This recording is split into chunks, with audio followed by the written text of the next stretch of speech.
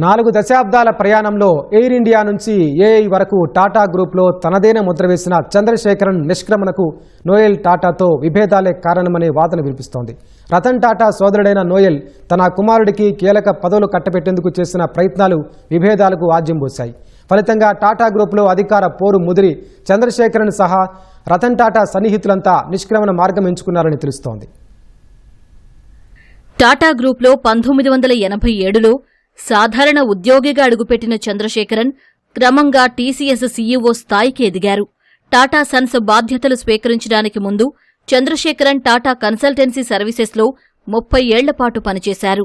TCS సీఈఓగా బాధ్యతలు స్వీకరించిన ఆయన 2017 వరకు ఆ పదవిలో కొనసాగారు.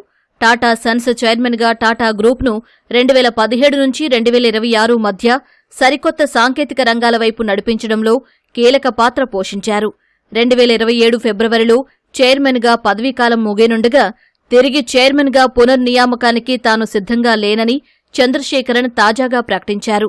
2027 ఫిబ్రవరి 20తో ముగిసే తన పదవీకాలాన్ని మరో 5 ఏళ్లపాటు పొడిగించాలని దొరాబ్జీ, రతన్ టాటా ట్రస్టులు ఏకగ్రీవంగా సిఫార్సు చేశాయని ఆయన ఒక ప్రకటనలో తెలిపారు. అయితే ఫిబ్రవరి 24న జరిగిన బోర్డు సమావేశంలో ఒక డైరెక్టర్ మద్దతు ఇవ్వకపోవడంతో ఏకగ్రీవ ఆమోదం లభించలేదని వెల్లడించారు. 6 నెలలు గడిచినా దీనిపై ఎలాంటి స్పష్టత రాలేదన్నారు.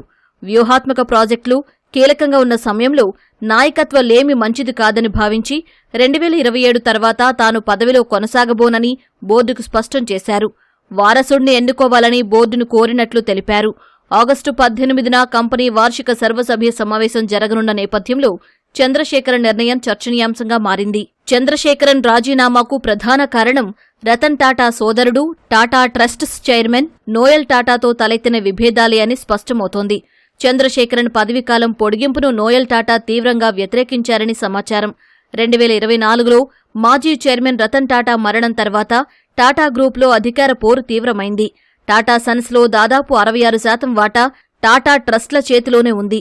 ఇందులో సర్ దొరాబ్జీ టాటా ట్రస్టుకు 27.98%, సర్ రతన్ టాటా ట్రస్టుకు 23.56% కలిపి మొత్తం 51.54% వాటా ఉంది. 2024 అక్టోబర్ నుంచి నోయల్ టాటా టాటా ట్రస్ట్స్ చైర్మన్గా ఉన్నారు. దొరాబ్జీ ట్రస్ట్లో తన కుమారుడు నెవెల్లే టాటాను, మాజీ టైటాన్ చీఫ్ భాస్కర్ భట్లను ఆయన ట్రస్టీలుగా నియమించారు. నోయల్ వర్గానికి తొలుత ట్రస్ట్ సభ్యులైన టీవీఎస్ అధినేత వేణు శ్రీనివాసన్, మాజీ ఐఏఎస్ విజయ్ సింగ్ల మద్దతు దక్కింది. అయితే రతన్ టాటాకు అత్యంత సన్నిహితుడైన మెహ్లీ మిస్త్రీ ట్రస్ట్లో మరో వర్గానికి నాయకత్వం వహించారు. టాటా సన్స్ బోర్డు నియామకాలు, పాలనా విషయాల్లో ఈ 2 వర్గాల మధ్య విభేదాలు తలెత్తాయి. ఈ వివాదం ఎంత తీవ్రస్థాయికి చేరిందంటే 2025 అక్టోబర్లో టాటా బోర్డు సభ్యులు కేంద్ర మంత్రులు అమిత్ షా, నిర్మలా సీతారామన్లను కలిసి చర్చించాల్సి వచ్చింది. బోర్డులో విభేదాలకు ప్రధాన కారణం టాటా సన్స్ను స్టాక్ మార్కెట్లో లిస్టింగ్ చేయాలనే ప్రతిపాదన. టాటా సన్స్ను పబ్లిక్ లిస్టింగ్ ప్రతిపాదనను నోయల్ టాటా వ్యతిరేకించారు. కానీ వేణు శ్రీనివాసన్, విజయ్ సింగ్ లిస్టింగ్కు బహిరంగంగానే మద్దతు తెలిపారు. టాటా సన్స్ను ఎప్పటికీ పబ్లిక్ లిస్టింగ్ చేయబోనని చంద్రశేఖరన్ హామీ ఇవ్వకపోవడం విభేదాలకు ఒక ప్రధాన కారణంగా నిలిచింది. సర్ రతన్ టాటా ట్రస్ట్లో తన కుమారుడు నెవెల్లే టాటాను నియమించాలన్న నోయల్ టాటా నిర్ణయాన్ని శ్రీనివాసన్, విజయ్ సింగ్ వ్యతిరేకించారు. విభేదాలు తీవ్రతరం కావడంతో రతన్ టాటా సన్నిహితులు క్రమంగా సంస్థ నుంచి తప్పుకోవడం ప్రారంభించారు. పాలనాపరమైన ఆందోళనలను పదే లేవనెత్తిన మెహ్లీ మిస్త్రీ రతన్ టాటా వ్యక్తిగత పెట్టుబడి సంస్థ R&T అసోసియేట్స్ బోర్డుకు రాజీనామా చేశారు. టాటా సంస్థల నుంచి నెమ్మదిగా తప్పుకున్నారు.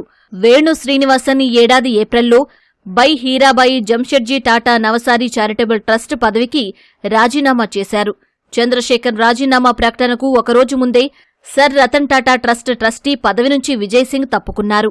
అయితే ఆయన దొరాబ్జీ ట్రస్ట్లో కొనసాగుతారు. చంద్రశేఖరన్ కీలక నేతల నిష్క్రమణ టాటా గ్రూప్ భవిష్యత్తు నాయకత్వంపై తీవ్ర ప్రభావాన్ని చూపే అవకాశం ఉందని కార్పొరేట్ వర్గాలు భావిస్తున్నాయి.